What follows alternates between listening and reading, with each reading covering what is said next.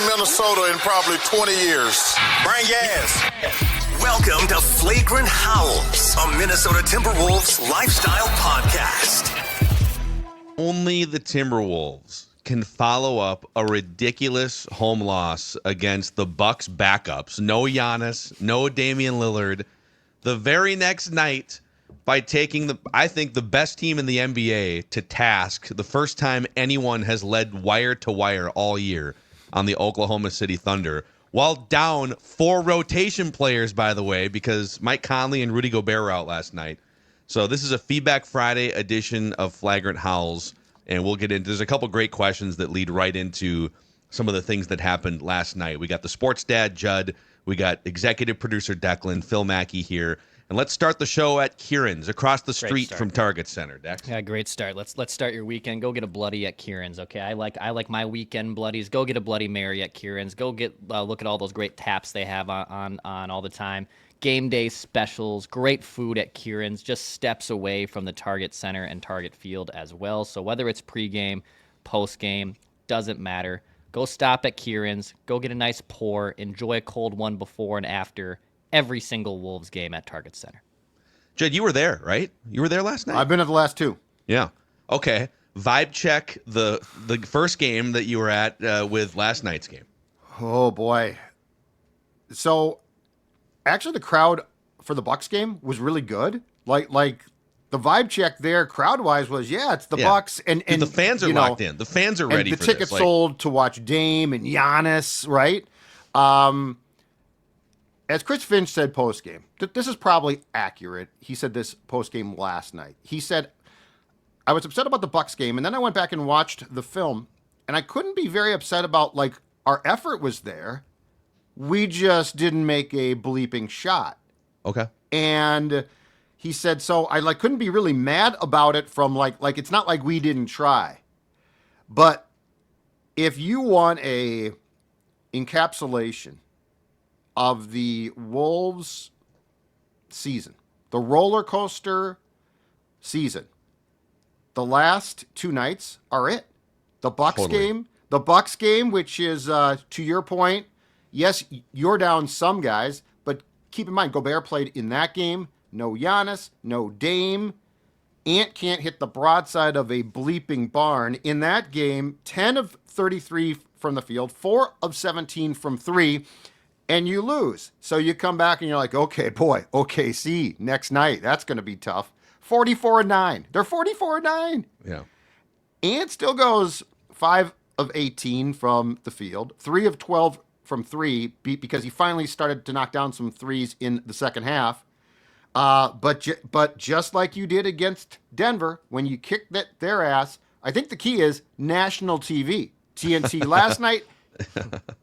I believe the Denver game was an ABC game. It was. That was an even bigger platform. Yeah. But the vibe check last night, though, is, I will say this. So Chris Finch might be right. The effort might have been there against the Bucks. But let's just focus on, I think, last night, what one guy in particular brought. And that was, off the bench, Terrence Shannon Jr. Yes. Whirling dervish last night. And he brings an energy that, I'm sorry, this team too often lacks. And last night, this dude is driving to the basket like he's been shot out of a cannon. And just his approach, you can't watch his approach and think, you know what, I'm sort of just going to lay back tonight. I thought he was the single biggest, because it was an igniter for a furnace. And at times it felt almost borderline reckless, because he is just he's transition. He's pushing the ball sometimes into it's him and maybe a trailing teammate against 3 defenders, and he's pushing tempo, and you're like, hey, this could be a turnover. You got to just pump the brakes a little bit. But they only had 8 turnovers. He only had 1 turnover in the for him to play that fast, that aggressive, with that much energy, and still only turn the ball over 1 time. But if you watched him in college, I had a chance, because the Big Ten tournament was in town last year, and I had a chance to watch a couple Terrence Shannon Jr. games in person. And it was, in obviously it's college, but he played at a different speed and energy level than everybody else on the court in college. And he's still working, I think, in terms of like being a consistent shooter and defender and all those things. He's a rookie. But you bring up the Denver game and then this game last night against the Thunder, two of the top teams in the league. I mean, Thunder, I think, on a different level than the Nuggets this year. But it makes you happy as a fan. Like, wow, they literally go toe-to-toe with the best teams in the league, and they just have to clean up these clunker games where they either can't make a shot or they're taking bad shots. But it also kind of pisses you off that there is a different energy that you know that they can bring, and it's a choice against the Denvers, against the Oklahoma Cities, and you've seen it against, I mean, they've beat some really good teams this year. And you watch it last night, and you're happy, and this is great, and you go into the All-Star break with great vibes, and you're sitting there still with a shot to maybe climb up into the 5 seed in the Western Conference. But you're also wondering, why don't they bring energy like this on a more regular basis? And maybe some of it is like Julius Randle's kind of a low-energy player. Rudy Gobert, it's hard to define his energy because on defense he brings a lot, but he's also kind of a plodding, slower player, and on offense you just have to hide him. But it was really interesting, and this leads into the first feedback question from Robbie B here. Is watching the Wolves' young talent enough to make you pass on any potential trade for a player that's 30 and older? All the like the fun Durant speculation, for example. As much as I would love to see Kevin Durant, I'm sure that I would want to purge the stock. I'm not sure I would want to purge the stockpile of young talent after what they have shown the last couple weeks. And you watch them fly around last night. I think some people are taking it a little too far, saying, well, this is evidence that you don't need a Rudy Gobert and you just let these guys.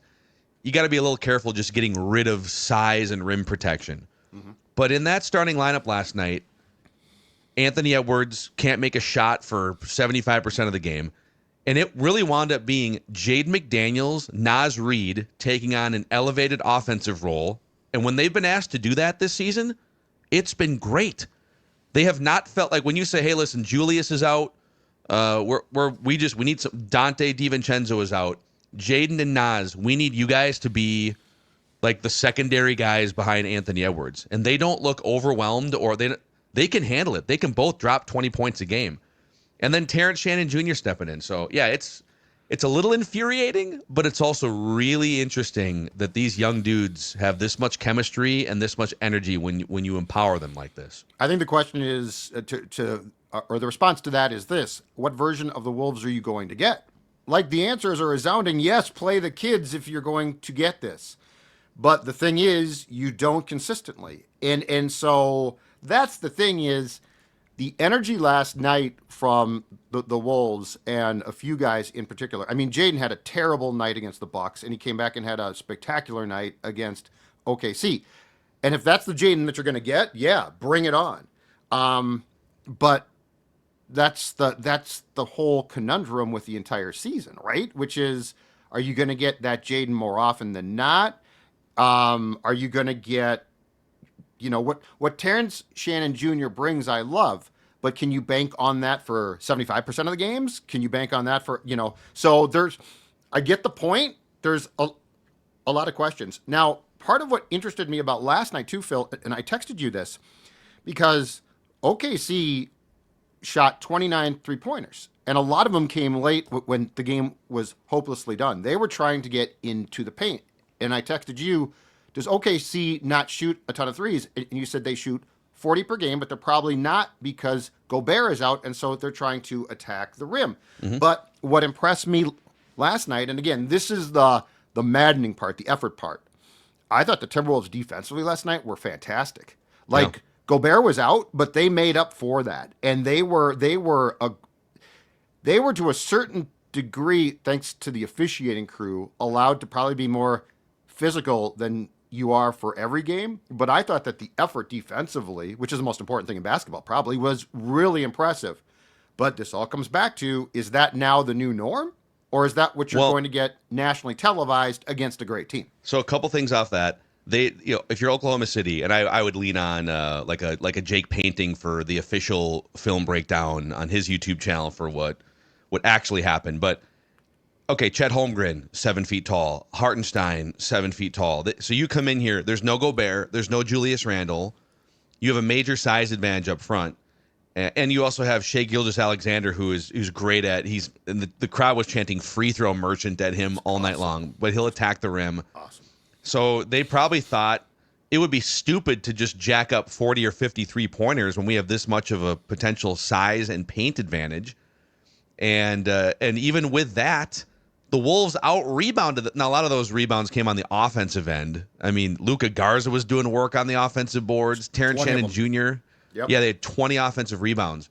But the biggest thing that stood out was Shai Gilgeous-Alexander, who is the NBA's leading scorer. And he's got some range, but he's also getting in the paint. He's a whirling dervish, to use your term, to describe Terrence Shannon Jr. out on the perimeter. And they held him to 6 for 21 from the field, because you can just think about the guys that you can run, the energy and the perimeter players you can run at Shai Gilgeous-Alexander. Anthony Edwards, maybe he takes him for part of the game, right? You can throw Jalen Clark on Shai Gilgeous-Alexander. You can throw Nickeil Alexander. Jaden McDaniels here's some length throwing at it. So there's like 4 or 5 guys you can throw at him when Jalen Clark is in the rotation. I mean, even like a Terrence Shannon Jr. has some length that can provide some issues. So, yeah, a whole nother conversation is, boy, if these two and we're going to see them play 2 more times like next week, but if these teams played in a playoff series, would you really be chalking it up to a, Thunder in 5 situation? I think the Wolves would be pretty confident if they can bring this energy and level of perimeter defense against the Thunder. So, Dex. Yeah, I think to go back to the question of, is it worth mortgaging the stocks of, the Terrence Shannon Jr.'s and Rob Dillingham's, et cetera, to go get like a Kevin Durant or a more legitimate second person to be alongside Anthony Edwards? I would just probably default that Tim Connolly is going to know exactly what to do there. So he's already made some big splashes before, and if that means like purging some of the young talent, which I think diehard Wolves fans would have a hard time accepting. But if you have a chance to go get Kevin Durant, we talk about hypothetical trades all the time across all the sports we watch here in Minnesota. If you have a chance to go get those guys, in my opinion, guys like Terrence Shannon Jr. aren't untouchable assets. But it is a line you do have to walk if you're Tim Connolly, and I will definitely default to Master Tim behind the scenes figuring out what puppet strings to pull. Yeah, I also trust Tim Connolly. I still think he made the right move trading Karl Anthony Towns. I know that like DDV's been injured this season, but that Pistons pick is going to convey. The Pistons are the 6th seed right now in the Eastern Conference. They've won like 4 games in a row. So you're going to get that first round unless they tank. They're like I think 5 games clear of its top 13 protected. So you're going to get that first round pick. But like just back to Dex's point about, yes, obviously, like long-term right now, Terrence Shannon Jr., Rob Dillingham, they're not untouchable. I think the question is timing of when you would, if there's like another move to be made at some point, and you're cobbling together a couple good young pieces and maybe a first-round draft pick to get like that real running mate next to Anthony Edwards. Is the timing, is it too soon to think about that this summer? Or do you lean into the youth and the energy and a bunch of dudes who are 20 to 26 years old, and then maybe in a year, okay, now we go for not a 37-year-old, let's go for a 29-year-old, and I'd have to go look and see, who's disgruntled with contracts coming up. But I want to see more. I don't want when Julius Randle comes back. Okay, he can play, but and this gets to the next question. This is from Jake Carlson. Don't even know if this is a hot take at this point, but the eye test of late to me is showing that Naz Reid is the second best player on the Timberwolves roster. Would love to hear everyone's thoughts on this. Thanks for the great content. So just for fun, I went back and looked at Naz Reid as a starter this year since Julius Randle went down. It's been like 7 games or something. So kind of a small sample size. But we've also seen Naz Reid in previous years when Cat's been out, and you put him in the starting lineup, and he has to play 35 minutes a night. What did he play last night? 38 minutes? Yep. 37, 38 minutes? Yep. And it's, by the way, the first ever 20, 10, and 5 game of his career. So 27 points, 14 boards, 7 assists. He's a playmaker, too. That's the other thing. Oh, yeah. But if you look at the last, 7 games when he's been a starter since Julius Randle went down, all right, let's test drive Naz Reid potentially on a bigger contract in a starter role, which is what you have to decide when he's hitting unrestricted free agency this summer. Mm-hmm. He's giving you 21 points as a starter, 10 rebounds, 4 assists, 2 stocks, steals plus blocks, on really efficient 49% from the field. But even maybe equally as good for the Wolves, since Julius Randle went down and Jaden McDaniels has been asked to take on a bigger role. All right, we're lacking some size. We're lacking 20-plus points a game offensively, and we're trying to fill in all the minutes and productivity. Jaden McDaniels, since Julius Randle went down, 18 points, 8 rebounds, 3 assists, 2.5 stocks, 50% shooting. Mm-hmm. So, hey, can these guys carry on kind of a secondary scoring load? Yes. They absolutely there is a 20 points per. We know Naz Reid can average 20-plus points a game efficiently. Jaden McDaniels, when asked to do it, can also average 18 to 20 points per game over long stretches when you sort of give him the keys and the empowerment to do so. Julius being out has been a blessing. It's been a blessing because it's allowed you to confirm what you thought might be the case, but you weren't quite positive, right? Naz is a starter. And I don't care. When Julius comes back, he can pout, he can moan, he can go home. I don't know. And I know he's a good player, okay? I like him. But Naz Reid is a starter. And Naz Reid is a long-term solution for this team. And look, hypothetically, we had talked about that for a while now. Like you, in part, traded Cat to keep Naz. We knew that. But this is confirmed now because by default, it's like, well, we got Julius from the Knicks in this big trade, and Finchy loves Julius, so we got to start him. Well, he is now, as far as I'm concerned, if he is not coming off the bench, that's a coaching problem. When he comes back, when Julius comes back. Do you think, what do you think's going to happen? I don't care what happens. I don't care. I do. Yeah, you do. Why? What do you mean? You don't care if he comes off the bench or not? Oh, I'm asking you. Do you think that Finch is going to start Julius? Oh, I thought you meant his how Julius was going to take it. No. He better. I think he goes back in the starting lineup. Well, if he does, then there's a long conversation of. Look, Chris Finch has had, in my opinion, a very up and down year. I'm not going to blame him for all of the team's problems. I don't absolve him. But if Julius comes back and he is starting, then I am really down on Finch. Then I think that's a terrible move. I think Naz Reid is the employee who's really damn good, and he's sort of been underappreciated a bit. And he has now shown you that he can take on a lot. I mean, I think more impressive than last night was Wednesday night against the Bucks. On a night where this team, had its problems definitely all over the floor, Naz Reid still played really well. Naz Reid deserves to start. If Chris Finch starts Julius, Chris Finch is going to a large degree, lose the sports dad. It's I think the only justification for putting Julius back in the starting lineup and suppressing Naz's minutes back down to 20 to 24 minutes a game is if you're also trying to suppress Naz Reid's value as an unrestricted free agent. Then he's going to leave, but then he'd leave just being pissed off. Can you walk that line and all right, we're going to suppress your value, but we want you to be a starter long term. I'm not playing games with Naz. Naz deserves better than playing games with him. I agree.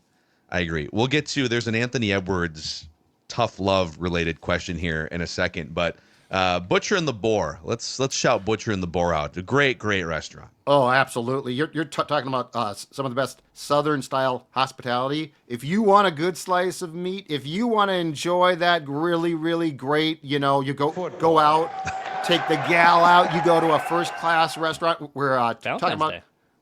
Yeah, exactly right. Tonight. There exactly you go. They might be booked for reservations. If you're watching this, well, okay, then Saturday night. But we're talking about a place, Butcher and the Boar, located in the North Loop, a really good pregame stop as well for a Wolves game, happy hour 4 to 6 every day. Also, the Judd special, the Sports Dad special. And now you're saying, what's that? I'm going to tell you right now. It's a beer brat and a shot for $15. Huge homemade beer brat with sauerkraut and mustard, any draft beer, any rail shot. Just ask for the Judd special. In fact, that would be a great thing to get before a Wolves game. So check them out, Butcher and the Boar. absolutely fantastic. Listen, honey, happy Valentine's Day. I got us both a Judd special. A Judd Can't special. wait to What's wrong with cheers it? this. That's $30 total. I know, it's a great That's deal. $30 total. You'd be very happy. Wolves Realtor also helping to power Flagrant Howls, Dex. Yeah, all right. So bear with me here. On wolvesrealtor.com right now, we're giving away, Heather, our friend from Exit North Star Realty, is still giving away tickets to the Oklahoma City game on the 23rd. We just saw a great game yesterday. They're going to play each other 2 more times, once at Target Center, once in OKC. Go to wolvesrealtor.com to register to win 2 free lower-level tickets to the February 23rd Sunday night game.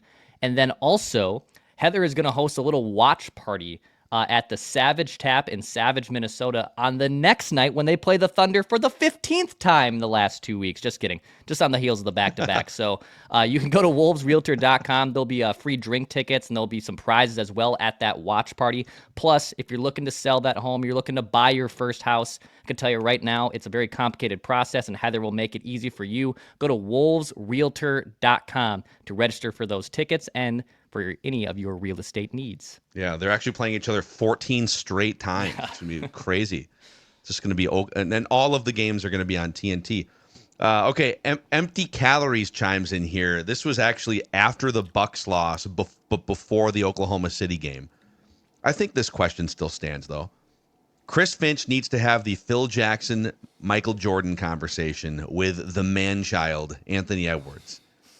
What would the record be if these stupid losses had a 70% win rate, for instance? Anthony Edwards is the Trae Young of the West with more talent. I wouldn't go that far. I mean, Trae Young is a good player, but Anthony Edwards is a brick house size-wise compared to Trae Young. But, yeah, back in it was like the late 80s when Phil Jackson took over for Doug Collins, right, Judd? Yep. Doug Collins was the Bulls coach. Yep, Jordan got him fired. Kind of butted heads with Jordan. And then Phil Jackson came in and recognized, okay, this is one of the greatest players of all time. He puts up a ton of great individual numbers. We continue to run into a brick wall in the playoffs. What Michael needs to do is stop trying to get his so often and look to unlock his teammates, especially early in games. If you can use your gravitational pull, Michael, to get your teammates better looks and scoring opportunities, A, we're going to be more efficient offensively. B, we're going to win more games. But C, toward the end of games, it'll be a little bit looser for you to go out and get your points in the second half.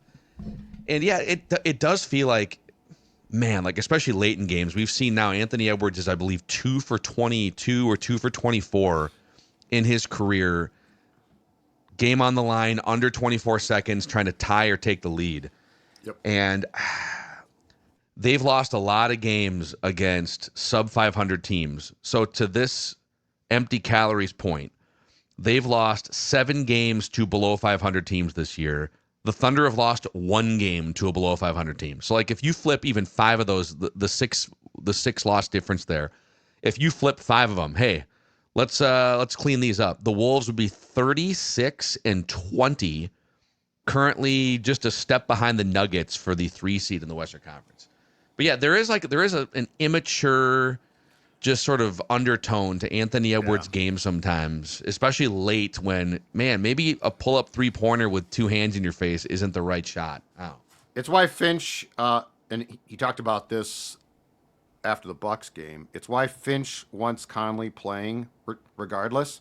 In Finch's mind, the floor can't get organized for Ant, basically, if Conley's not playing. And the problem is, to a large extent, Finch doesn't really trust the rest of the team as far as having that ability to organize things. So what we saw against the Bucks especially was Ant would just get the ball and launch shots. Now, he did that a little bit last night, but you know what? First of all, this team has to get to a point where they figure it out. They figure it out. And the second thing is, I don't know if you recall this from last night's game, but one thing that impressed me, and I think it might have been shortly after Terrence Shannon Jr. checked in for the first time. He got the ball, and they swung it around beautifully. Bang, bang, bang, bang, bang. And I believe it resulted in a basket. And so in some ways, I think Finch needs to, Finchy is very concerned about things. Like, how's the floor? Is Conley there? No, he's not there. What am I going to do? But then on that play in particular with Shannon, he made a beautiful decision, and it resulted in the type of ball movement that you 100% want. And so I think this is sort of two-pronged, and I don't know it's all Ant. Here's the weird thing. Would I like Ant to be more of like a captain on the floor? Yes, probably, but he's really not there.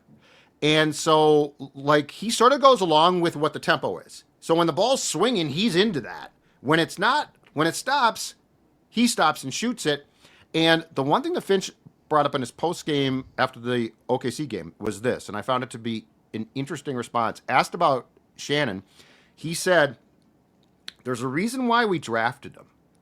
Because we passed on some younger players who we really liked. He's 24. And he said, we drafted him because we felt, and this is the, well, then why don't you play him more question. We felt that we could plug him in quicker and he could play because his maturity as a basketball player is going to exceed a guy who just came out of school at like 21. Mm-hmm. And that's sort of, despite the fact that he does, and I agree, I think that you stated it perfectly, play out of control at times. He does have a maturity to his game. And that was sort of it. So I get the Ant point, but it goes beyond Ant. I think it's sort of a philosophical discussion about how this team decides to play. I think there's a fine line with Ant because he is a great step back 3-point shooter. Yep. He's having one of the best 3-point volume and efficiency seasons in the history of the league, Steph Curry included. So you don't want to neuter that part of his game. You want to allow for some freedom of, hey, if you're feeling it right now and the ball's coming out of your hand, hell yeah, dude. Dribble, step back, cash a dagger 3. He had one late in the game last night where it's just like Oklahoma City's trying to creep back in. There's still like 3 minutes left, and he just cashes a 3 to take it from 10 points to 13 or whatever. So you want to leave room for that, but there are other times where, okay, dude, ball movement is what's creating a lot of great looks right now. So let's initiate quicker. Let's not. He has been quicker reacting to the double teams compared to early in the season, and teams are now just unabashedly running 2 guys at him in the half court. As soon as he crosses half court, let's try and trap him, and he is making some quick decisions. But he's also 23, so.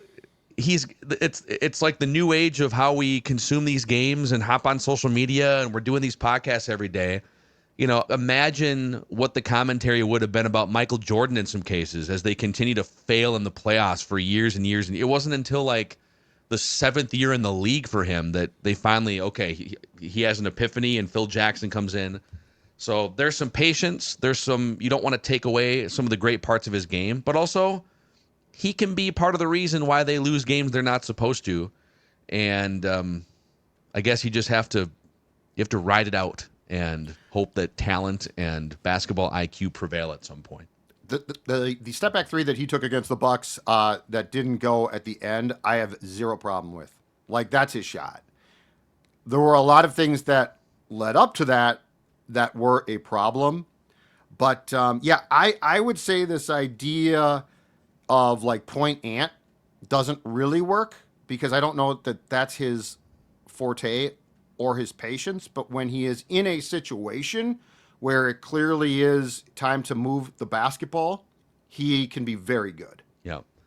So, all right, there's your Feedback Friday here, reacting to what may have been the best, biggest Wolves win of the season, considering the team you were playing and the guys that you were missing last night. The buzzkill loss from the night before, it's great vibes going into the All-Star break. So we'll hit you guys with a State of the Wolves episode on Monday. The Wolves have a couple more games against Oklahoma City after the All-Star break here. Go Leonard Miller in the Rising Stars game tonight. Come on, Lenny. Show him what you're made of, baby. Let's make it happen. Lenny. This is a Timberwolves lifestyle podcast.